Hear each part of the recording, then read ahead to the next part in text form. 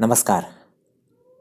आज की वीडियो में हम चर्चा कर रहे हैं महाराणा प्रताप की। महाराणा प्रताप का स्थान राजस्थान के इतिहास में अग्रणी शासकों में लिया जाता है।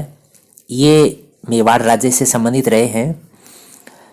हम महाराणा प्रताप से संबंधित ये वीडियो प्रारंभ करें इससे पहले मेरा निवेदन है कि आप चैनल पे नए हैं तो सब्सक्राइब कर लें। हम ऐसे वीडियो लगातार आप तक पहुंचाने का प्रयास करते हैं और आप वीडियो में अंत तक बने रहें, शेयर करें, लाइक करें और जो भी आपका सुझाव हो कमेंट बॉक्स में ज़रूर डालें। चलिए हम बात कर लेते हैं महाराणा प्रताप की। महाराणा प्रताप का जन्म 9 मई 1540 को कोमलगढ़ दुर्ग के कटारगढ़ का जो बादल महल है वहाँ पर होता है। ये कोमलगढ़ दुर्ग कहाँ पर है ये भी आप याद रखें। ये दुर्ग है राजसमंद जिले में। महाराणा प्रताप उदय सिंह के ज्येष्ठ पुत्र थे। महाराणा प्रताप के एक भाई थे जिनका नाम शक्ति सिंह है। इसके बारे में भी आगे हम इसमें ही समझने का प्रयास करेंगे। इनकी माता का नाम जयवंताबाई था। ये जयवंताबाई कौन थी? पाली नरेश अखेराज सोनगरा चौहान की पुत्री थी ये। महाराणा प्रताप का विवाह 1557 ईस्वी में अजबदेव पंवार के साथ हुआ था और इनके एक पुत्र थे, उनका नाम था अमर सिंह, जिनका जन्म 16 मार्च 1559 को होता है। महाराणा प्रताप का राज्याभिषेक 28 फरवरी 1572 ईस्वी को गोगुंदा में किया जाता है और ये जो समय है इसी दिन यानी होली का दिन होता है जिस दिन उदय सिंह की मृत्यु होती है। यानी होली के दिन 28 फरवरी 1572 को उदय सिंह की मृत्यु और मृत्यु के पश्चात वहीं पर जो महादेव बावड़ी है गोगुंदा में, वहाँ पर इनका राज्याभिषेक उनके जो भी वरिष्ठ सामंत थे उन्होंने इनका राज्याभिषेक वहाँ पर कर दिया है। महाराणा प्रताप ने राजस्थान की आन और बान के लिए बहुत संघर्ष किया और अकबर इससे काफ़ी परेशान थे। अकबर ने 1570 में नागौर का जो दरबार लगाया था उस दरबार में अधिकतर राजपूत शासकों ने अधीनता स्वीकार कर ली थी। सिर्फ मेवाड़ राज्य ने अधीनता स्वीकार नहीं की थी। अकबर ने प्रताप को अधीनता स्वीकार करवाने के लिए 4 दल भेजे। ये आप याद रखें, 4 दल भेजे थे। इसमें पहला जो दल था वो जलाल खां के नेतृत्व में और ये नवंबर 1572 में आया। दूसरा मानसिंह के नेतृत्व में। ये मानसिंह कौन थे? ये आमेर के शासक थे। इनके नेतृत्व में जून 1573 में। फिर तीसरा जो दल था भगवान दास भी आमेर के शासक थे। इनके नेतृत्व में अक्टूबर 1573 में और टोडरमल के नेतृत्व में दिसंबर 1573 में। ये 4 दल आए थे और ये सभी दल अपने उद्देश्य में असफल रहे। यानी महाराणा प्रताप को अकबर की अधीनता स्वीकार नहीं करवा पाए। इन चारों का जो क्रम है वो भी आप याद रखें, बहुत महत्वपूर्ण है। पहले जलाल खां, फिर मानसिंह, फिर भगवान दास, फिर टोडरमल। ठीक है, इसको शॉर्ट में जमा भट्टो के नाम से भी याद रखते हैं आप। जय माँ भट्टो ऐसे याद रख लें। अकबर को बड़ी पीड़ा हुई 4 दल भेजने के बाद भी प्रताप ने अधीनता स्वीकार नहीं की। उसके बाद में अकबर ने अपने सेनापति मानसिंह और उनके सहयोगी के रूप में आसफ खां को लेकर प्रताप को हराने के लिए सेना भिजवाई और ये शाही सेना जो अकबर की शाही सेना थी ये 3 अप्रैल 1576 को दिल्ली से रवाना होती है और इनका पहला पड़ाव जो है मांडलगढ़ के पास। फिर मांडलगढ़ कुछ दिन रुकते हैं और उसके बाद में ये करीबन मांडलगढ़ में 2 महीने तक इनका पड़ाव रहता है। उसके बाद में ये नाथ द्वारा होते हुए और मोलेला गांव है ये, यहाँ पहुँच जाती है ये शाही सेना। खमनौर के पास मोलेला गांव है, वहाँ पर शाही सेना पहुंच जाती है। उधर महाराणा प्रताप को इसकी सूचना लग जाती है और ये महाराणा प्रताप की सेना ने अपना पड़ाव जो है गोगुंदा और खमनौर की पहाड़ियों के बीच में जो सकड़ी जगह थी वहाँ पर, यानी वहाँ की जो सकड़ी जगह जिसको अब हल्दी घाटी बोलते हैं, पहले इसका नाम हल्दी घाटी नहीं था, वो सिर्फ घाटी थी, वहाँ पर महाराणा प्रताप की सेना ने अपना पड़ाव डाल लिया। दोनों सेनाएं 18 जून 1576 को आमने सामने हो जाती है। यानी मुकाबला जो है वो 18 जून 1576 को होता है। यही दिन है हल्दी घाटी युद्ध का दिन।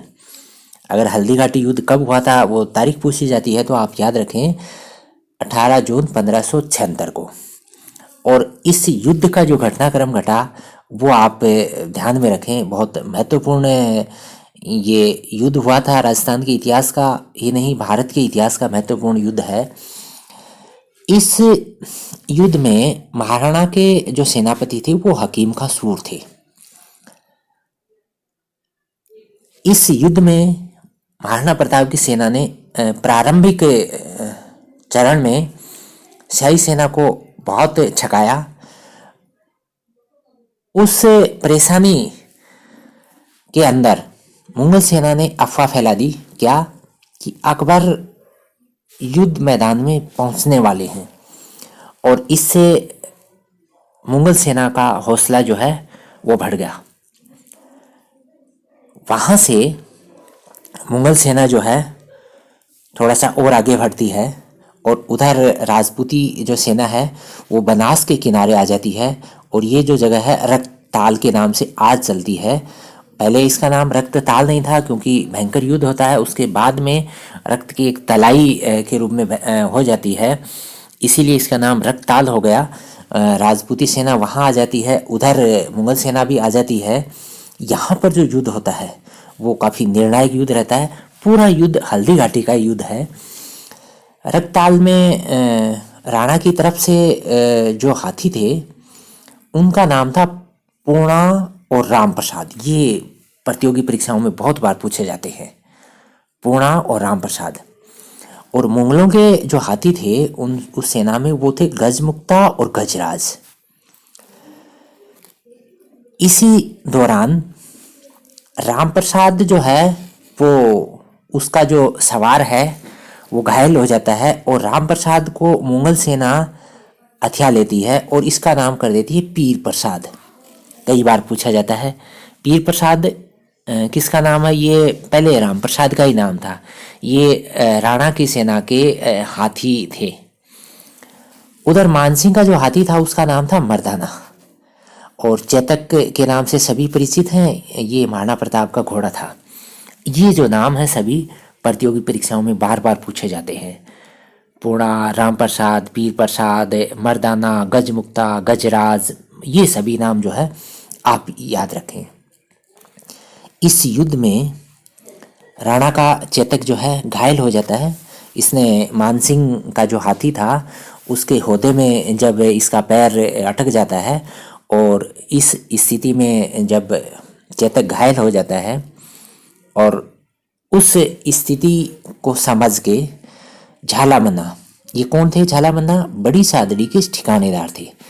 झालामन्ना ने ये समझाया कि मेवाड़ की भलाई के लिए, महाराणा प्रताप को समझाया कि मेवाड़ की भलाई के लिए आप युद्ध भूमि से दूर चले जाइए और राज चिन्ह जो है मुझे दे दीजिए, मैं राज चिन्ह को धारण करके युद्ध लड़ूंगा। तो झालामन्ना ने राज चिन्ह धारण कर लिया और राणा को युद्ध से बाहर भेज दिया। और जब राज चिन्ह बदला गया उसी समय जो है मुगल सेना की तलवारें उन पर टूट पड़ी और झालामन्ना वहीं पर वीरगति को प्राप्त हो जाते हैं। चेतक के ऊपर घायल अवस्था में चेतक था और घायल ही राणा प्रताप थे, और उस स्थिति में चेतक जो है, ये बलीचा गांव है वहीं पास में, वहाँ का जब नाला पार कर रहा था तो वहीं पर ये वीरगति को प्राप्त होते हैं। चेतक की मृत्यु पर महाराणा प्रताप को सबसे ज़्यादा खेद होता है, और उस स्थिति में जब चेतक जो है वीरगति को प्राप्त हो जाते हैं और राणा जो है, महाराणा प्रताप जो है जंगलों की तरफ रवाना होते हैं, तब इनकी मुलाकात होती है इनके जो भाई थे, छोटे भाई शक्ति सिंह। शक्ति सिंह से मुलाकात होती है। इस मुलाकात का पूरा विवरण जो है रणछोड़ भट्ट की रचना है अमर काव्य, और राज प्रशस्ति में इसका पूरा विवरण जो है, इस पूरे दोनों भाइयों के मिलाप, राणा जी और शक्ति सिंह के मिलाप का पूरा विवरण जो है लिखा गया है उसमें। तो ये शक्ति सिंह इससे पहले मानसिंह के साथ होकर राणा के विरुद्ध युद्ध मैदान में थे। जब शक्ति सिंह को पता लगा कि राणा जो है घायल चेतक के ऊपर सवार होके युद्ध भूमि से जा रहे हैं और मेवाड़ के लिए इनका सुरक्षित रहना जरूरी है, तब ये वहाँ आके इनसे मुलाकात करते हैं। एक्चुअल में देखा जाए तो हल्दी घाटी के युद्ध में अकबर का उद्देश्य जो है पूरा नहीं होता है। अकबर का ये उद्देश्य था कि महाराणा प्रताप को या तो जिंदा या उनको इनकी मृत्यु होके मुझे ये सूचना मिल जाए, यानी मेरी अधीनता स्वीकार कर ले मेवाड़, तो वो जो है मकसद अकबर का वो पूरा नहीं हुआ।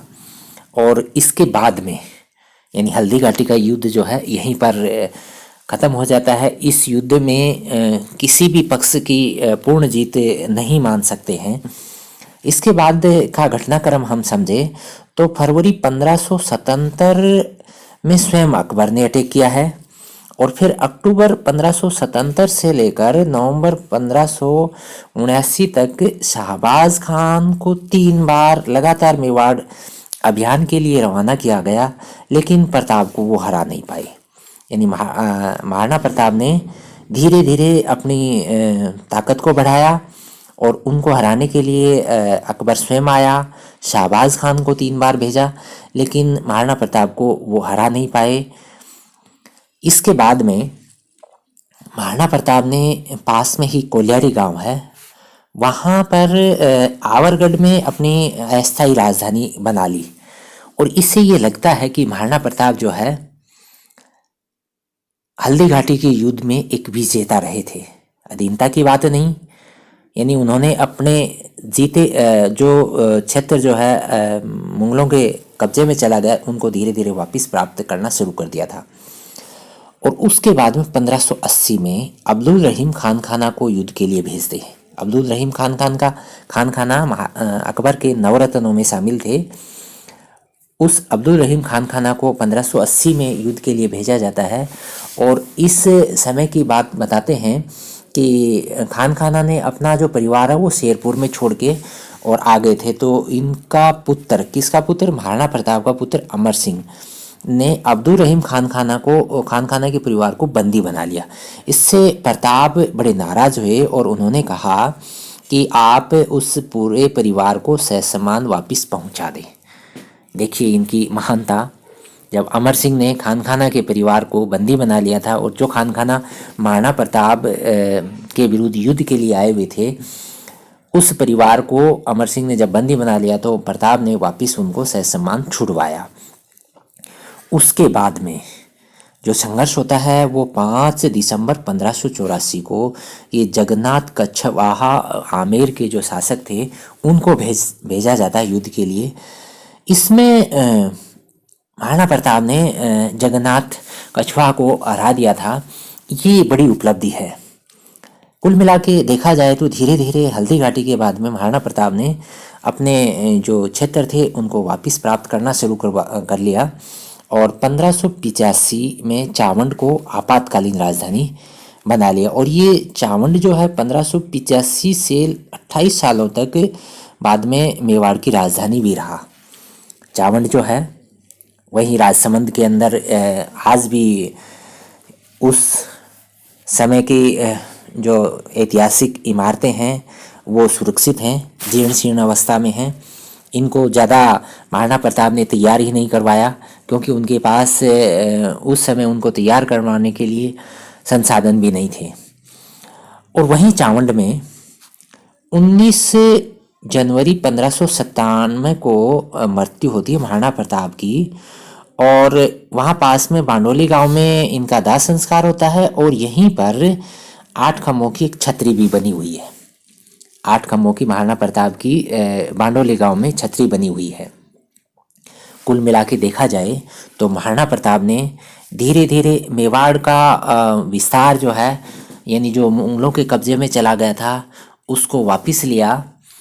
इस तरह से महाराणा प्रताप ने जिंदगी भर अधीनता स्वीकार नहीं की और ये मेवाड़ की एक और राजस्थान की शान के हिसाब से इसको याद रखा जाता है। बादशाह ने भी राणा की मृत्यु पर दुख प्रकट किया क्योंकि बादशाह उनको अधीनता के लिए बाध्य नहीं कर पाए। और इस युद्ध की बात करें कौन सा युद्ध? हल्दी घाटी का युद्ध। इसके बारे में कर्नल जेम्स टोड ने कहा है कि यह युद्ध जो है इतिहास में मेवाड़ की थर्मोपल्ली के नाम से जाना जाएगा। यानी इसका जो पूरा प्रारूप था वो इस तरह से था कि सभी योद्धाओं ने जिस वीरता से वहाँ पर प्रदर्शन किया वो थर्मोपल्ली युद्ध जैसा था जो यूरोप के अंदर लड़ा गया था, इसीलिए इसको मेवाड़ का थर्मोपल्ली कहा। और दिवेर का जो युद्ध था उसको मेवाड़ का मैराथन युद्ध, दिवेर का बाद में रहा था, उसको मेवाड़ का मैराथन कहा। तो ये महाराणा प्रताप का संक्षिप्त परिचय था जिसके माध्यम से हमने समझने का प्रयास किया कि महाराणा प्रताप ने किस तरीके से मेवाड़ को मुगलों की अधीनता में जाने से रोके रखा। और यही जो उनका जज्बा था, उस जज्बे के कारण राजस्थान ही नहीं भारत के इतिहास में महाराणा प्रताप का जो स्थान है वो अग्रणी माना जाता है। तो आप वीडियो में प्रारंभ से अंत तक बने रहे। आपका धन्यवाद। जय हिंद।